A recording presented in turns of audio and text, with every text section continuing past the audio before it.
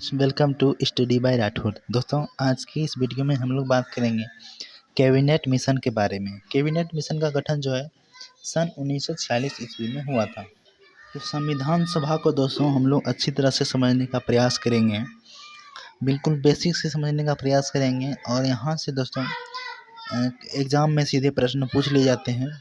तो चलिए दोस्तों इसको समझने का प्रयास करते हैं। संविधान सभा में दोस्तों कुल मिलाकर सदस्यों की संख्या दोस्तों 389 थी। कुल सदस्य दोस्तों कुल मिलाकर सदस्य की संख्या 389 थी, जिसमें कि दोस्तों ब्रिटिश प्रांत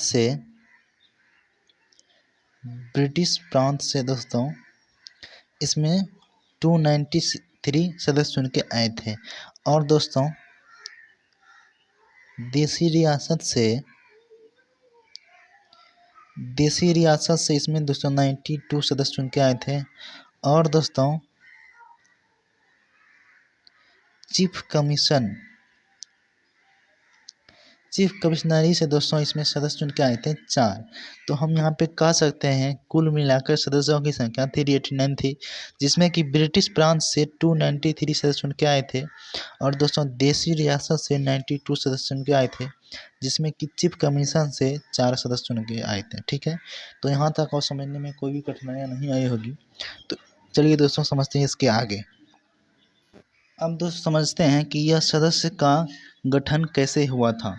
तो दोस्तों 10 लाख जनता पर एक सदस्य चुन के आए थे। कितने दोस्तों? 10 लाख जनता पर एक सदस्य चुन के आए थे। ठीक है, अब दोस्तों संविधान सभा का गठन होने के बाद दोस्तों यह संविधान सभा में एक संचालन समिति का गठन किया गया। संचालन समिति का गठन किया गया, जिसका अध्यक्ष के रूप में दोस्तों डॉक्टर राजेंद्र प्रसाद को चुन लिया गया। इसमें दोस्तों संचालन समिति का अध्यक्ष दोस्तों डॉक्टर राजेंद्र प्रसाद थे, जिसका ये अध्यक्षता करते थे कुल सदस्यों का। दोस्तों अब बात कर लेते हैं इसके आगे। दोस्तों संविधान सभा का प्रथम बैठक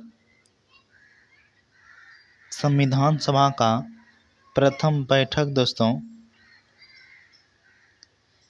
9 दिसंबर 1946 को हुआ था। इसमें दोस्तों संविधान सभा का प्रथम बैठक कब हुआ था? 9 दिसंबर 1946। इसमें जितने भी संविधान सभा में जो बैठे थे दोस्तों, इसमें सबसे बुजुर्ग व्यक्ति थे डॉक्टर सच्चिदानंद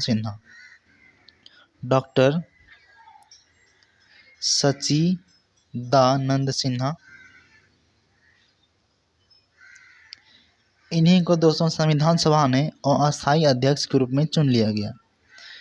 अस्थायी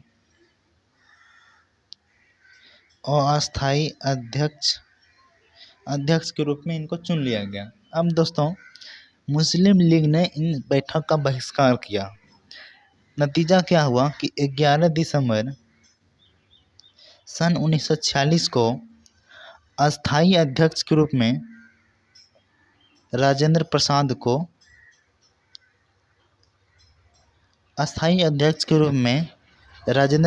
को संविधान सभा द्वारा चुन लिया गया। अब बात कर लेते हैं दोस्तों इसके आगे। अब दोस्तों क्या हुआ, 13 दिसंबर सन 1946 को जवाहरलाल नेहरू ने संविधान सभा में एक उद्देशिका पेश किया। ठीक है दोस्तों, तो आप यहाँ से अच्छी तरह से समझ सकते हैं। 9 दिसंबर 1946 को डॉक्टर सच्चिदानंद सिन्हा को अस्थायी अध्यक्ष के रूप में चुन लिया गया।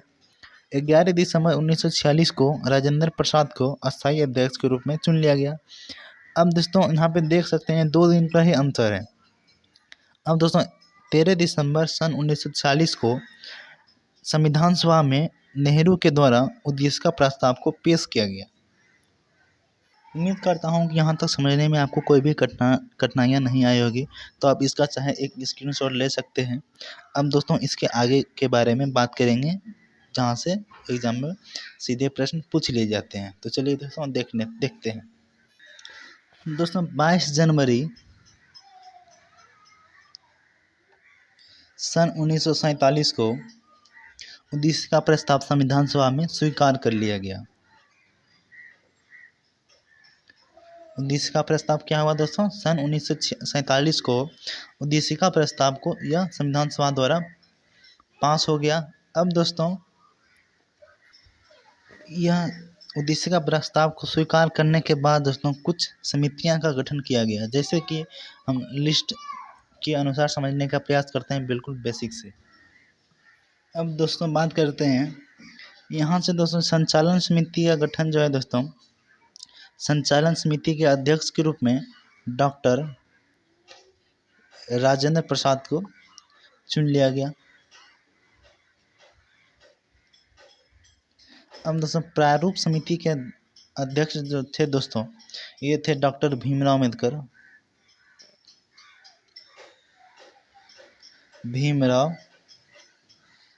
अम्बेडकर।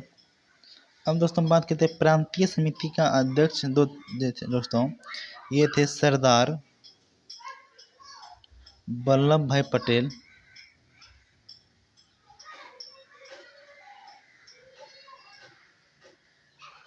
सरदार वल्लभ भाई पटेल। और संघ शक्ति समिति के अध्यक्ष थे दोस्तों जवाहरलाल नेहरू। तो इसको आप अच्छी तरह से समझ सकते हैं। और एक क्वेश्चन जो बार बार पूछे जाते हैं एग्जाम में दोस्तों, कि कुल समितियों की संख्या कितना थी? तो कुल समितियों की संख्या दोस्तों 13 थी। और एक क्वेश्चन जो पूछे जाते हैं कि प्रारूप समिति में कुल कितने सदस्य थे? तो प्रारूप समिति में दोस्तों, प्रारूप समिति में कुल सदस्य दोस्तों 7 थे। तो इसको आप अच्छी तरह से समझने का प्रयास करेंगे। कुल समितियों की संख्या दोस्तों 13 थी और प्रारूप समिति में कुल सदस्य की संख्या अगर पूछे तो 7 थी, जिसमें कि प्रारूप समिति के अध्यक्ष के रूप में डॉक्टर भीमराव अम्बेडकर चुने गए थे। अब इसके आगे बात कर लेते हैं दोस्तों। हम दोस्तों बात करते हैं कि संविधान निर्माण में कुल कितने दिन लगे थे। तो संविधान